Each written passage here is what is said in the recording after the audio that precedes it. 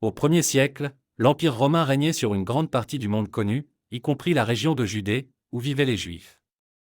Ils attendaient l'arrivée d'un Messie, un sauveur promis par les prophètes de l'Ancien Testament, qui les libérerait de l'oppression et leur apporterait une ère de paix et de justice. La figure de ce Messie avait déjà été annoncée dans plusieurs textes bibliques, comme dans le livre d'Isaïe, où il était dit que le Messie naîtrait d'une vierge et serait appelé Emmanuel, ce qui signifie Dieu avec nous. Ce contexte d'attente et d'espérance était celui que vivait le peuple juif lorsque Jésus est né à Bethléem. L'histoire de Jésus est racontée principalement dans les évangiles de Matthieu et de Luc, et bien que les deux récits présentent quelques différences, ils s'accordent sur de nombreux aspects clés de la naissance. Selon l'évangile de Luc, Marie, jeune vierge de Nazareth, a été choisie par Dieu pour être la mère de Jésus. Elle était fiancée à Joseph, un charpentier de la famille de David. Cependant, avant de se marier, Marie est tombée enceinte du Saint-Esprit. C'est l'un des miracles centraux du christianisme, la virginité de Marie et la conception divine de Jésus. À cette époque, l'empereur César Auguste ordonna un recensement qui obligea Joseph et Marie à voyager de Nazareth à Bethléem, la ville natale de Joseph. Arrivés à Bethléem, ne trouvant pas de place dans les auberges, ils se réfugièrent dans une humble étable, où Marie donna naissance à son fils, qu'elle nomma Jésus. Cette naissance, survenue dans des conditions humbles, loin du luxe et du pouvoir des dirigeants de l'époque, est l'un des aspects les plus significatifs de l'histoire chrétienne.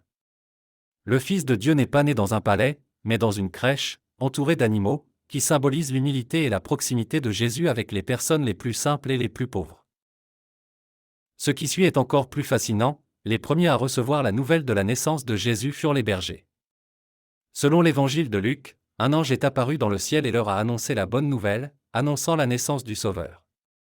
Les bergers, humbles ouvriers et considérés comme de faible statut social, furent les premiers à aller voir l'enfant et à l'adorer, ce qui symbolise aussi l'inclusion de Jésus à tous les niveaux sociaux.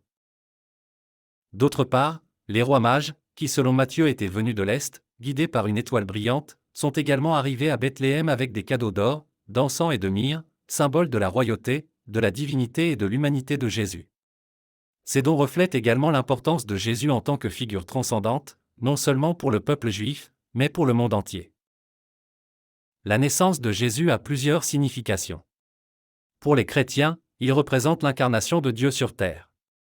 C'est la croyance qu'à travers la naissance de Jésus, Dieu devient humain, partageant l'expérience humaine pour apporter le salut au monde.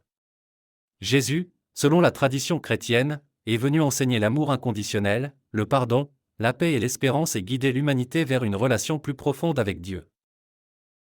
De plus, la naissance de Jésus est une invitation à réfléchir sur l'humilité et le service. Il est né dans des circonstances modestes et sa vie a été un exemple de compassion et de sacrifice. Tout au long de sa vie, Jésus a montré comment vivre une vie d'amour envers les autres, en particulier envers ceux qui en ont le plus besoin. Au fil des siècles, la naissance de Jésus a donné lieu à la célébration de Noël, l'une des fêtes les plus importantes du christianisme. Bien que le jour exact de sa naissance ne soit pas connu avec certitude, l'Église a fixé au 25 décembre la date de Noël au IVe siècle. Cette date coïncide avec les festivités hivernales païennes, qui ont contribué à la propagation du christianisme dans tout l'Empire romain.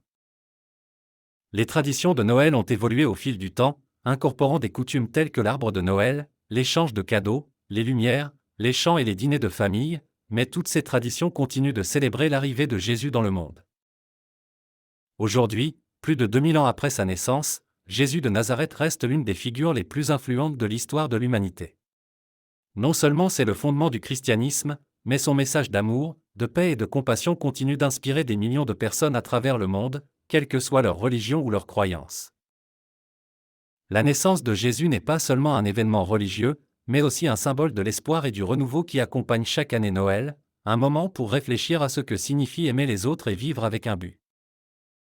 La naissance de Jésus à Bethléem a changé l'histoire à jamais. C'est un événement qui a marqué le début d'un message universel qui a transformé des vies, des cultures et des nations. Aujourd'hui, nous continuons de célébrer sa vie et ses enseignements, non seulement à Noël, mais tous les jours. Si vous avez aimé cette vidéo, n'oubliez pas de la liker, de vous abonner à la chaîne et d'activer la cloche pour du contenu plus historique et réfléchissant.